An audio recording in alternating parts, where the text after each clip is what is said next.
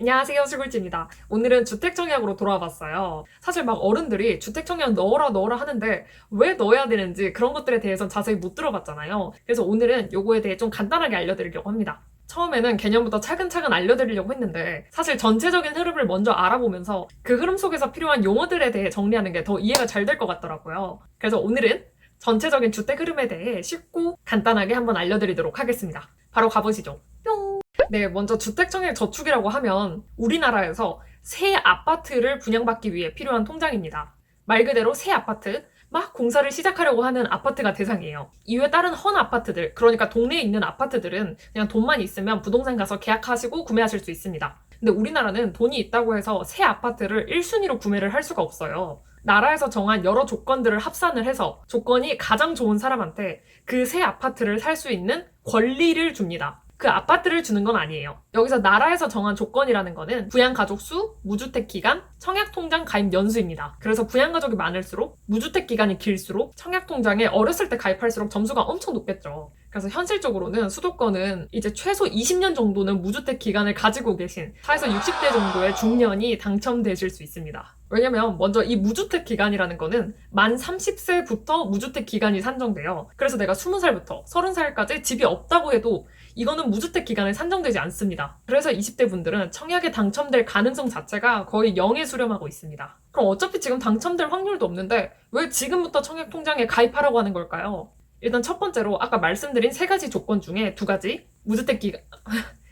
무주택 기간, 그리고 청약통장 가입 연수, 요게 점수에 들어가기 때문인데요. 사실 이거 말고도 20, 30대 분들이 당첨될 수 있는 방법은 있어요. 일단 첫 번째로 특별공급이라는 제도가 있습니다. 나이가 어릴지라도 노부모를 좀 부양하시거나 아니면 신혼부부이거나 아니면 다자녀를 낳았거나 정부 이전으로 인한 그 소속 부처의 공무원들이 대상입니다. 그래서 이런 특별공급은 따로 물량이 있어요. 핫한 지역에 아파트가 나오면 거기 청약에 지원하는 분들의 경쟁률이 한 1000대1 요 정도는 됩니다. 근데 이 특별공급 같은 경우는 1000대1에 비해서 굉장히 낮은데 한 30대1, 50대1 요 정도 합니다. 근데 다만 이 특별공급에도 연평균 소득을 봐요.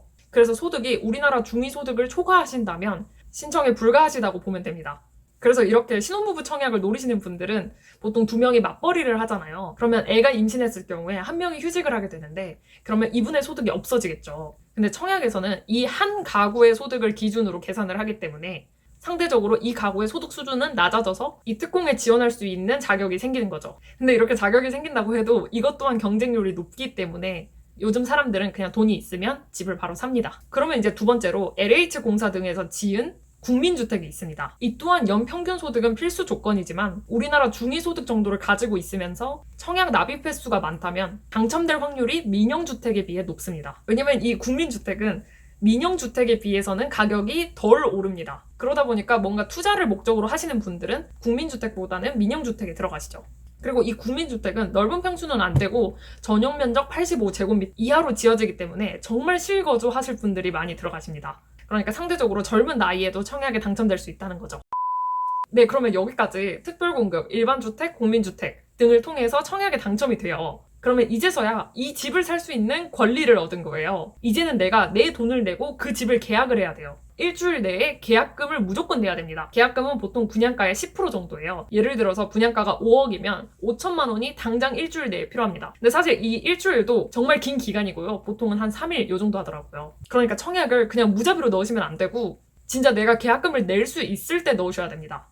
왜냐면 청약 자체가 당첨되기가 진짜 어려워요. 그러다 보니까 한번 청약에 당첨되면 재당첨 제한이라는 게 생깁니다.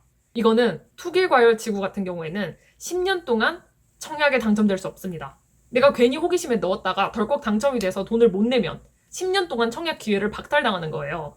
그래서 진짜 이런 사건이 최근에 한번 서울에서 있었죠. DMC 쪽에서 자이를 분양했는데 29살 여성분이 당첨이 된 거예요. 근데 당첨되자마자 약 1억 원의 돈을 그날 오후 3시까지 입금을 했어야 됐어요. 지금 당장 분양받아서 돈만 내면 무조건 시세 차익이 5억이 생기는 거거든요. 근데 1억 자체가 없으니까 이 집은 당첨됐음에도 불구하고 당장 계약금을 마련할 수 없어서 청약이 박탈된 겁니다. 이거 진짜 얼마나 아까워요. 근데 한편으로는 이런 생각도 하실 거예요. 아니 결국 어차피 청약이 되든 말든 내 돈을 내고 사야 되는 건 맞는데 왜 그럼 사람들은 그렇게 청약에 당첨되고 싶어 하는 걸까? 그 이유는 분양가가 주위 시세 대비 훨씬 저렴하기 때문인데요. 왜냐면 이 새 아파트를 짓는 곳은 건설사죠. 근데 건설사에서 분양가를 마음대로 높이질 못해요. 크게 두 가지 방법이 있는데 첫 번째는 우리나라 주택보증공사에서 분양가에 대한 검토를 받는 거고요. 두 번째로는 분양가 상한제가 있습니다. 분양가 상한제가 뭐냐면 예를 들어 강남에 새 아파트가 분양을 해요.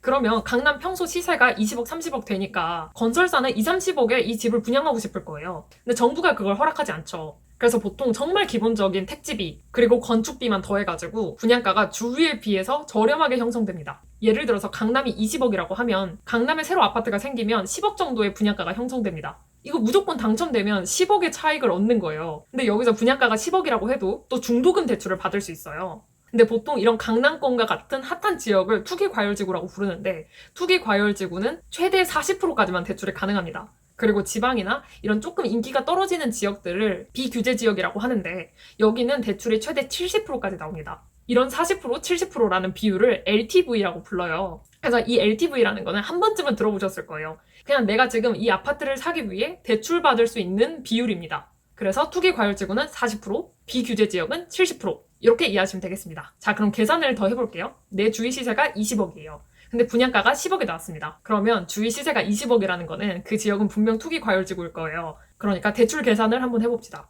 10억 중에 40%만 대출받을 수 있어요. 그러면 내가 이 아파트를 투자하기 위해 들어가는 돈은 40%를 대출받을 수 있으니까 4억은 은행 돈을 땡겨오고 내 돈은 6억이 필요하죠. 그리고 뭐 취득세 이런 거는 다 뺄게요. 그러면 이 6억으로 20억짜리 아파트를 살 수 있다는 겁니다. 여러분 한번 봐보세요. 주위의 아파트들이 다 20억이에요. 근데 어떤 새 아파트가 이 중심에 생겨요. 근데 새 아파트니까 인기가 많을 수밖에 없습니다. 그러니까 이 아파트는 완공이 될 때쯤에는 20억 그 이상이 될 거예요. 그래서 사람들이 그렇게 청약청약 하는 이유입니다. 요즘은 투기를 막기 위해 전매 제한이라고 해가지고 이제 당첨이 되면 2년 동안 실거주를 무조건 시켜서 매매를 못하게 하는 제도도 생겼어요. 왜냐면 사람들이 분양받은 후에 워낙 이렇게 시세 차익이 크니까 바로 팔아버리게 되거든요. 그리고 이렇게 팔고 차익을 얻어서 그걸로 또 다른 데를 투자하는 거고요. 그러다 보니까 아파트 값은 계속 올라갈 수밖에 없죠. 그래서 돈이 있는 사람은 계속 이렇게 투자를 해서 자산을 불려갈 수 있고 돈이 없는 사람은 계속 집은 더 못 사게 되는 겁니다. 월급보다 아파트 상승이 훨씬 가파르게 올라가니까요. 이렇게 부동산 정책은 거의 한 달에 한 번꼴로 바뀌고 있어요. 그만큼 정부에서도 노력은 하고 있겠지만 쉽게 잡히지는 않죠. 오죽하면 법이 이렇게 너무 자주 바뀌다 보니까 이제 부동산 관련 공무원들한테 전화를 해도 공무원들도 제대로 모르는 사태가 발생합니다. 벌써 시간이 좀 흘렀는데 그럼 오늘 다룬 얘기에 대해 정리를 해볼게요. 주택청약저축은 뭐다? 내가 새 아파트를 분양받기 위해 나라에서 만든 저축에 가입하는 거다. 그럼 두 번째, 사람들은 왜 청약에 당첨되려고 할까? 시세보다 훨씬 저렴하게 아파트를 구매할 수 있기 때문이다. 그럼 현실적으로 20, 30대가 청약에 당첨될 수 있는 확률은? 수도권의 경우에 특공, 특별 공급이 아닌 이상 당첨될 확률은 거의 0에 수렴한다. 왜? 경쟁률이 1000대 1이다. 1000분의 1, 0.001이죠. 그러면 그냥 청약 포기하고 뭔가 오를 것 같은 아파트를 사는 게 내 자산 증식을 위해서 더 빠를 수도 있어요. 근데 왜 사람들이 청약에 목을 밀까요? 그 이유는 개인적으로는 크게 세 가지가 있는 것 같은데요. 첫 번째, 당장 집 살 돈이 없어서. 두 번째, 부동산 공부가 귀찮아서. 세 번째, 다른 투자 수단이 있어서. 사실 1번이 딱 제 케이스죠. 저는 제가 지금 살고 있는 광교에 아파트를 하나 사고 싶은데 이게 25평대라도 10억이에요. 즉 돈이 없어서 아파트를 못 삽니다. 그러니까 청약밖에 노릴 수가 없어요. 그럼 지방 저렴한 데부터 시작하면 되는데 왜 안 해? 라고 또 생각하실 수 있어요. 근데 그거에 대해서 제가 좀 생각을 해봤는데 저는 자기개발이나 제 업에 대한 성취욕이 재물욕보다 좀 더 아직은 큰 것 같아요. 그리고 감사하게도 유튜브에서 발생하는 수익도 있다 보니까 아직 막 그렇게 급하게 느끼지는 못한 거고요.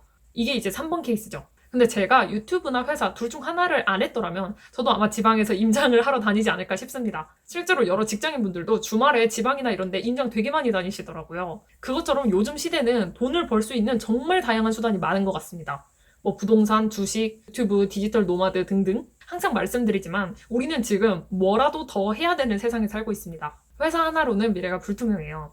제가 약간 이런 식으로 접근을 했더니 이제 어떤 분께서 제가 투기를 조장하고 회사 사람들을 열심히 일하지 못하게 만든다라고 하시는 분도 계시는데 저는 현실을 알려드린 겁니다. 얼른 이 갇혀있는 세상을 뚫고 나와서 뭐라도 시작해보셨으면 좋겠습니다. 저는 여러분들이 재테크를 하거나 무엇을 한다고 해서 저한테 이득될 게 없어요. 근데 제가 이렇게 현실을 말씀드리는 이유는 굳이 제가 걸었던 길들을 여러분들도 똑같이 걸을 필요는 없잖아요. 저는 만약에 제가 사회초년생 때 부동산이나 주식 이런 것들을 잘 알았더라면 무조건 투자를 했을 테고 지금 제가 8년 차인데 지금보다는 더 부자가 돼 있을 거예요. 사람의 욕심은 끝이 없지만 이제 20대 때는 다 비슷비슷하단 말이에요. 근데 항상 어르신들이 하는 말씀이 있어요. 10, 20대가 가난한 건 내 집안을 탓할 수 있지만 물론 탓하면 안 되겠지만요. 30대에서 가난한 건 내 잘못이다. 저는 이 말에 굉장히 공감이 되는 것 같아요. 얼른 선입견에서 빠져나와서 현실을 보고 재테크든 자기계발이든 본인에 대해 더 스킬업 하셨으면 좋겠습니다. 그래도 오늘 이 영상을 여기까지 보셨다는 것은 무언가 배우고 싶은 의지가 있으셔서 여기까지 보셨을 거예요. 정말로 칭찬합니다. 쓰담쓰담. 이제 곧 설날이니까 설날인다고 너무 쉰다고만 생각하지 마시고 오히려 내 미래에 대해 조금 생각을 깊게 해볼 수 있는 시간이 생겼다고 생각해보시면 좋을 것 같아요. 뭐라는 거야? 그럼 오늘도 여기까지 봐주시느라 너무 고생 많았고 앞으로도 잘 부탁드립니다. 감사합니다. 찍찍찍.